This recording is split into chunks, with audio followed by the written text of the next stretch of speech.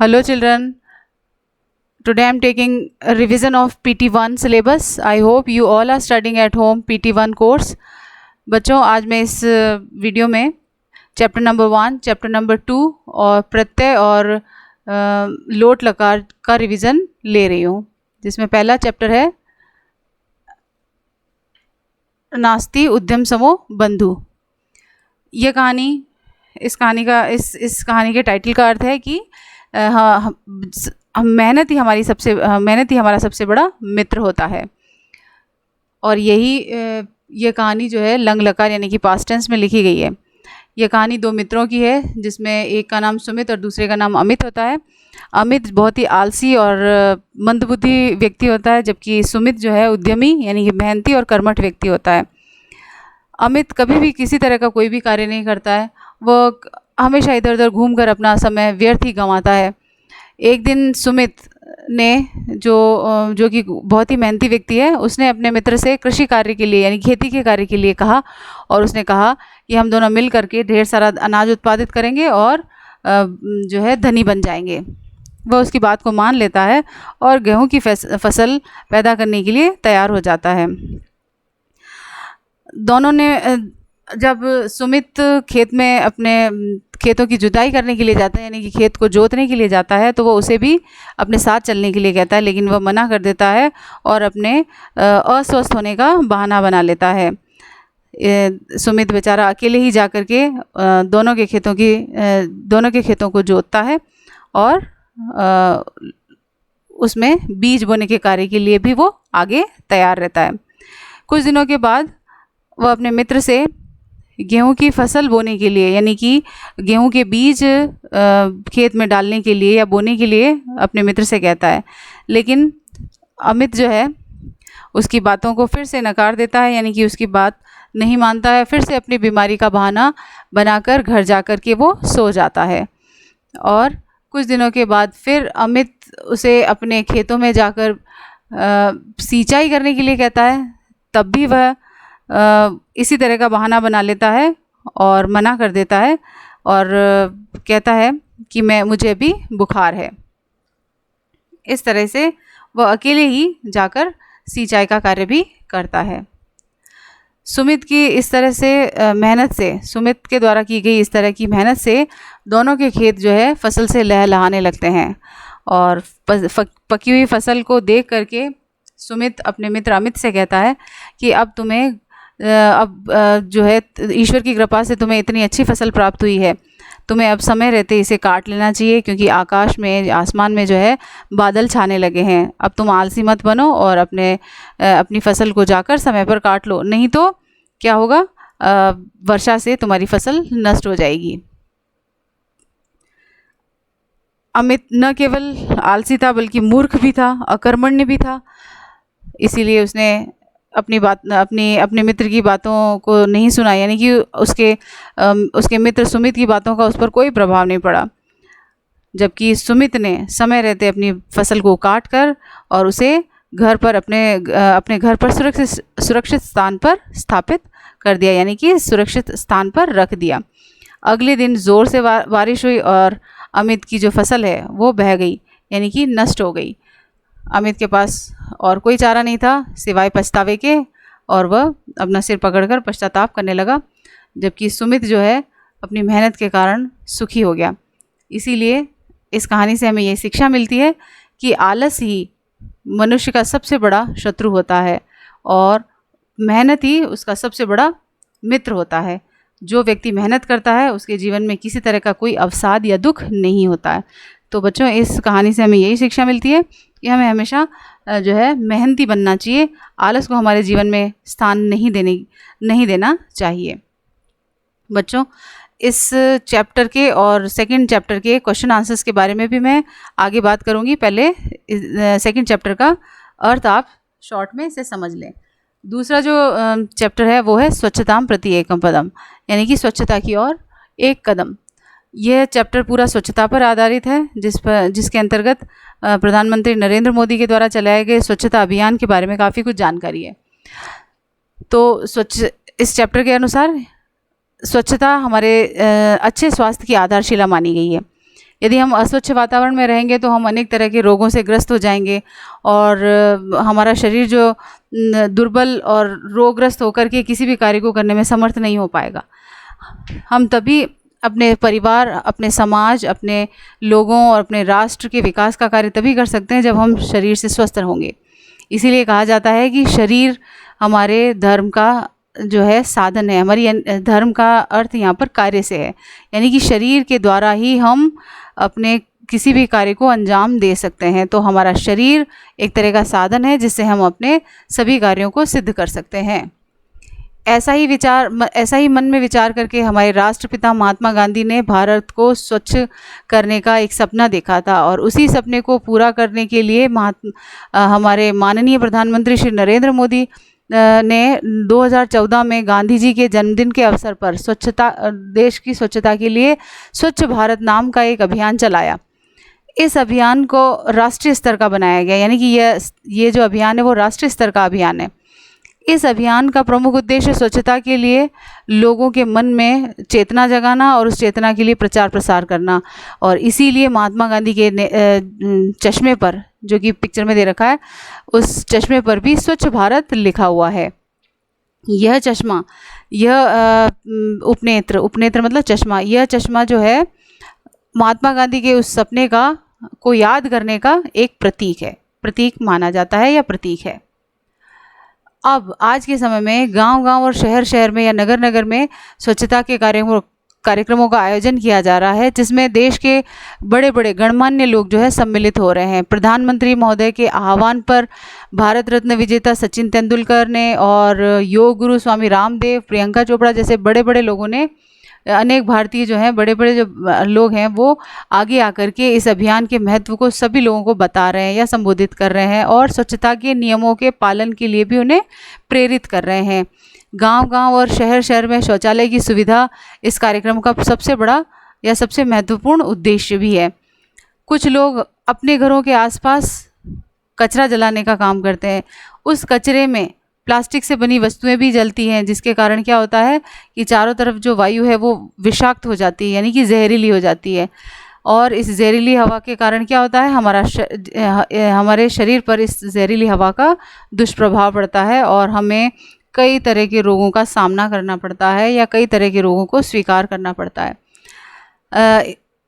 इसीलिए हमारा यह कर्तव्य बनता है कि हमें इस तरह के कार्यों को नहीं करना चाहिए और हमें हमारे घर, हमारी कक्षा, हमारे आसपास के क्षेत्र और रास्तों को साफ रखना चाहिए और हमें स्वच्छ पानी पीना चाहिए, शुद्ध भोजन खाना चाहिए और हरी सब्जियों को प्रचुर मात्रा में खाना चाहिए।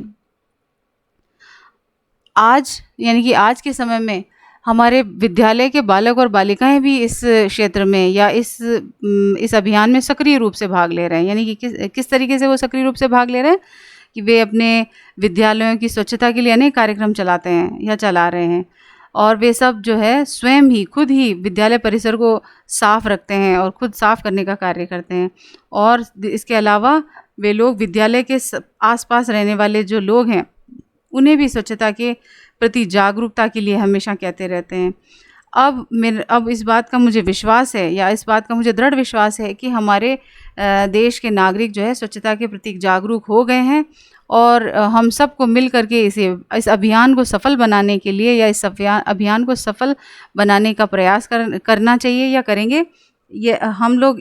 यदि हम सब मिल करके इस अभियान को सफल बनाने का प्रयास करें तो वह दिन दूर नहीं जब हमारा देश जो है पूर्ण रूप से साफ हो जाएगा। आओ हम सब मिल करके इस महात्मा गांधी के इस सपने को साकार करें या हम सबको मिल करके महात्मा गांधी के इस सपने को साकार करना चाहिए। बच्चों, इन दोनों ही चैप्टर में वैकल्पिक प्रश्न यानी कि क्वेश्चन नंबर 1 विकल्पों से उत्तर चुनिए और दूसरा प्रश्न है एक पद में उत्तर दीजिए और तीसरा प्रश्न है एक वाक्य में उत्तर दीजिए। बच्चों, ये जो डायरेक्ट क्वेश्चन है विकल्प वाले क्वेश्चन, उसमें से तो क्वेश्चन पूछे ही जा सकते हैं। इसके अलावा आपको पता है कि हम ये जो पेपर सेट किया जाएगा उसमें वैकल्पिक क्वेश्चन ही होंगे, सारे के सारे विकल्प के क्वेश्चन ही होंगे, यानी कि MCQ ही होंगे। तो इसमें आपके एक पद और एक वाक्य वाले क्वेश्चन को भी विकल्प वाले क्वेश्चन में कन्वर्ट किया जा सकता है।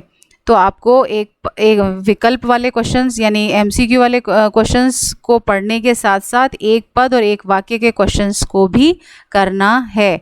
और इसके अलावा चैप्टर्स के बीच में से भी कुछ क्वेश्चंस बनाकर पूछे जा सकते हैं, जैसे कि मैंने स्क्रीन पे आपके दे रखे हैं, जिसमें पहला क्वेश्चन है कह न केवलम अलस परम मूर्ख अकर्मण्य चासित, यानी कि कौन जो है न केवल मूर्ख आलसी और मूर्ख बल्कि अकर्मण्य भी है। तो सुमित है कि अमित है कि प्रमोद है कि राजेश है, तो अमित है, इसका आंसर अमित है। अगर आपने चैप्टर अच्छे से पढ़ रखा है, एक एक लाइन का हिंदी अनुवाद अच्छे से पता है, तो आप बीच में से पूछे गए सारे क्वेश्चंस के आंसर भी आराम से दे सकते हैं। नंबर 2, सुमित कुत्र बीजानी वपा, सुमित ने कहाँ पर बीजों को बोया? गृहे, विद्यालय, क्षेत्र या परिसरे, तो खेत में ही बोया है, तो क्षेत्रे ओनली है ना, इसका आंसर है क्षेत्रे। कीदृश शरीरम किमपि कार्यम कर्तुम समर्थ न भवति, किस प्रकार का शरीर जो है कार्य को करने में समर्थ नहीं होगा? तो स्वस्थम, दुर्बलम, हष्टपुष्टम या लघु, तो दुर्बल शरीर ही किसी भी कार्य को करने में समर्थ नहीं होगा। तो बच्चों जो बीच में से पूछे गए क्वेश्चंस के साथ ही आपको एक पद में एक वाक्य में भी पूछे जो क्वेश्चन दे रखे हैं बुक में, वे भी आपको एमसीक्यू की तरह से याद करने हैं। यानी कि इन क्वेश्चंस को भी आप, इनके आंसर्स को भी आप अच्छे से याद कर लें, ताकि जब एमसीक्यू में इन्हें कन्वर्ट किया जाए तो आपको आंसर देने में कोई दिक्कत ना हो। इसका नेक्स्ट क्वेश्चन है केचन जना स्वगृहस्य समीपे एव किम ज्वालयन्ति, कुछ लोग अपने घर के आसपास क्या जलाते हैं? अवकरम, अवशिष्टम। अगर आपने ये लाइन अच्छे से पढ़ी है तो आप फटाक से आंसर दे देंगे अवकरम ओनली, तो इसका आंसर है अवकरम। नंबर 5, वयम सर्वे मिलित्वा कस्य स्वप्नम साकारम कुर्याम, हम सबको मिलकर किसके सपने का साकार करना चाहिए? तो इसमें सिर्फ एक ही व्यक्ति का सपना है, जो है महात्मा गांधी। न स्वामी विवेकानंद का नाम आया है, न दयानंद सरस्वती का, न सुभाष चंद्र बोस का, तो महात्मा गांधी। अगर आपने चैप्टर अच्छे से पढ़ा है तो आप फटाक से आंसर दे सकते हैं, तो महात्मा गांधी इसका आंसर है। शब्दार्थ बच्चों, इन दोनों ही चैप्टर्स के शब्दार्थ को भी आपको पढ़ना है, क्योंकि शब्दार्थ को भी इस तरीके से क्वेश्चन में, एमसीक्यू के क्वेश्चन में पूछा जा सकता है। जैसे कि मैंने स्क्रीन पे कुछ क्वेश्चंस दे रखे हैं, जैसे कि पहला है रिपु। उदाहरण के लिए पहला क्वेश्चन रिपु का मतलब अर्थ पूछा गया है, तो सखा, मित्र और साथी, ये तो तीनों एक ही व्यक्ति के, मतलब एक ही दोस्त के जो है पर्याय हो गए। अलग से क्या है? रिपु, शत्रु, तो इसका रिपु मतलब शत्रु, दुश्मन, तो इसका अर्थ है, इसका आंसर है। नेक्स्ट क्वेश्चन, वर्षा का संस्कृत शब्द लिखिए, यानी कि वर्षा को संस्कृत में क्या कहते हैं? तो अवपत नहीं, वृष्टि कहते हैं, अलस भी नहीं कहते, तत्पर भी नहीं कहते, ठीक है, तो इसका आंसर है वृष्टि है। नंबर 3, विषाक्त शब्द का अर्थ बताइए। जैसे कि अभी हमने पढ़ा चैप्टर में कि वो वायु जो है विषाक्त हो जाती है, यानी कि जहरीली हो जाती है, तो विषाक्त का मतलब है जहरीली, तो इसका आंसर है 2, यानी कि जहरीली इसका आंसर है। बच्चों तो इस तरीके से आपको चैप्टर के एमसीक्यू टाइप के क्वेश्चंस, एक पद के क्वेश्चंस और पूर्ण वाक्य के आंसर्स और प्रश्न निर्माण भी आप कर सकते हैं, क्योंकि इसमें से भी क्वेश्चन बनाए जा सकते हैं। तो इस तरीके से, और साथ ही साथ आपकी बुक एक्सरसाइज में जो है, बुक एक्सरसाइज भी आप अच्छे से पढ़ सकते हो, और इस तरीके से आप अपने PT1 की तैयारी कर सकते हो। अब है लोट, लकार और प्रत्यय, 2 टॉपिक और मैं इसमें समझाऊंगी जो आपके PT1 का कोर्स है। लोट लकार, जैसा कि मैंने अपने फर्स्ट वीडियो में छुट्टियों से के पहले जो दिया था फर्स्ट वीडियो, उसमें मैंने लोट लकार, शब्द रूप और प्रत्यय पढ़ाए थे, तो उसी में से मैंने ये लोट लकार लिया है, जो कि एक आज्ञार्थक शब्द होता है, यानी कि आज्ञा देने या आदेश देने के लिए इसका प्रयोग किया जाता है। अब इसमें इसकी मैंने एक टेबल बनाई थी जिसमें कुछ प्रत्यय बनाए थे, उन्हीं प्रत्ययों के आधार पर आप जो है अपने जितने भी धातु रूप बुक के पीछे वाले पार्ट में दे रखे हैं, इन्हीं धातुओं के पीछे इस तरह के प्रत्यय लगाकर आप उन सभी धातुओं को अच्छे से याद कर सकते हैं। जैसे कि तू, ताम, अंतु, अ, तम, त, आनी, आव, आम, तो ये किसी भी धातु के पीछे लगाकर आप इन्हें याद कर लें, और अपने कम से कम इस टॉपिक के क्वेश्चंस जो है आप इस धातुओं के पीछे इन प्रत्ययों को लगा करके तैयार कर सकते हैं। अब इसी से रिगार्डिंग मैंने कुछ क्वेश्चन बनाए हैं, तो आप जैसे कि हस धातु उत्तम पुरुष बहुवचन का रूप लिखिए, तो इसके मैंने यहाँ पर ऑप्शन नहीं दिए हैं, तो इसके भी ऑप्शन होंगे, और आपको उसी तरीके से इसकी तैयारी करनी है। तो इसका आंसर है हसाम, फर्स्ट का आंसर है हसाम। अब नंबर 2 है स्नेह। इस धातु मध्यम पुरुष द्विवचन रूप लिखिए। स्नेह धातु मध्यम पुरुष, स्नेह धातु का अर्थ होता है स्नेह करना, तो इसका धातु बताना है। तो ये स्नेह, इसमें धातु क्या है, स्नेह धातु लगा हुआ है। और मध्यम पुरुष द्विवचन क्या होगा, स्नेहताम। स्नेहताम आप पीछे उस अपनी बुक के पीछे वाले पोर्शन में जब टेबल देखेंगे तो आप अच्छे से समझ जाएंगे कि इसको इसका पूरा वर्ड क्या है। मैंने इसके ऑप्शन नहीं दिए बच्चों, तो आप पीछे अपनी बुक में इसे अच्छे से देख लें। क्वेश्चन नंबर 3, खादाम शब्द का पुरुष व वचन बताइए। अब खादाम पुरुष, उसका वचन पुरुष है उत्तम पुरुष, और वचन है बहुवचन। तो ये ऑप्शन में दिए होंगे इनके आंसर, तो आपको इसमें से एक को चूज़ करना है। नंबर 4 क्वेश्चन है उत्तिष्ठतः शब्द में लगी धातु व वचन बताइए। उत्तिष्ठतः शब्द में जो धातु लगी है वो है स्था धातु, और इसमें वचन है बहुवचन। तो ये भी ऑप्शन में ही पूछा जाएगा। तो दो चीज़ें नहीं पूछी जाएगी। अगर ऑप्शन पूछा जाएगा तो यानी एक ही चीज़ पूछी जाएगी, तो आपको एक ही आंसर देना है। अब है प्रत्यय। प्रत्यय किसे कहते हैं, प्रत्यय शब्द के पीछे जुड़कर उसके अर्थ को बदल देते हैं। यानी कि प्रत्यय जो है शब्द के पीछे जुड़ता है और उसके अर्थ में परिवर्तन ला देता है, उन्हें प्रत्यय कहते हैं। बच्चों इससे रिगार्डिंग कुछ क्वेश्चन मैंने यहाँ बनाए हैं। जो पहला क्वेश्चन है रक्षितुम शब्द में लगे। अब मैंने आपको पता है कि मैंने वीडियो में 3 प्रत्यय पढ़ाए थे, तुमुन प्रत्यय, कत्वा प्रत्यय और लेप प्रत्यय। तुमुन में मैंने बताया था कि शब्द के पीछे तुम शेष रह जाता है, और तुमुन का अर्थ जो होता है वो के लिए के अर्थ में प्रयुक्त होता है। तो इसकी 2 तरह की पहचान है कि शब्द के अंत में तुम बचता है, और दूसरी इसकी पहचान है कि शब्द इसका अर्थ जो होता है वो है के लिए। और कत्वा की पहचान बताई थी, इसका अर्थ होता है करके, और इसका शब्द के अंत में त्वा बचता है। तो ये दोनों ही इसकी पहचान है। और ल्यप प्रत्यय में मैंने बताया था कि शब्द के अंत में य लगा हुआ रहता है, तो वही उसकी सबसे बड़ी पहचान है कि शब्द के अंत में य लगा हुआ है, तो हम समझ जाना चाहिए कि ये ल्यप प्रत्यय। तो इसका पहला क्वेश्चन है रक्षितुम शब्द में लगे प्रत्यय को बताइए। तो रक्षितुम, अब बच्चों पता समझ में आ रहा है कि तुम लगा हुआ है, तो ऑब्वियसली ये तुमुन प्रत्यय, ठीक है। अब स्मृतुम, स्मृतुम में भी समझ में आ रहा है कि कौन सा प्रत्यय है, ये तुम लगा हुआ है, तो इसमें भी तुमुन प्रत्यय है। इसका अर्थ हुआ रक्षा के लिए, और इसका अर्थ हुआ याद करने के लिए, स्मृतुम। तो गत्वा, गत्वा का मतलब है जा करके, तो त्वा शेष बचा हुआ है लास्ट में, तो इसका भी मतलब यही है कि कत्वा प्रत्यय ये है, यानी कि जा करके, इसका अर्थ जा करके इसका अर्थ हुआ। तो बच्चे आई होप कि मुझे पूरी आशा है कि आपको ये रिवीजन वीडियो के माध्यम से काफ़ी हेल्प हो गई होगी इस कोर्स को याद करने के लिए। और बच्चों इस टेस्ट की आप अच्छे से तैयारी करें PT 1 के लिए, और PT 1 के लिए आप सभी को all the best and thank you and God bless you.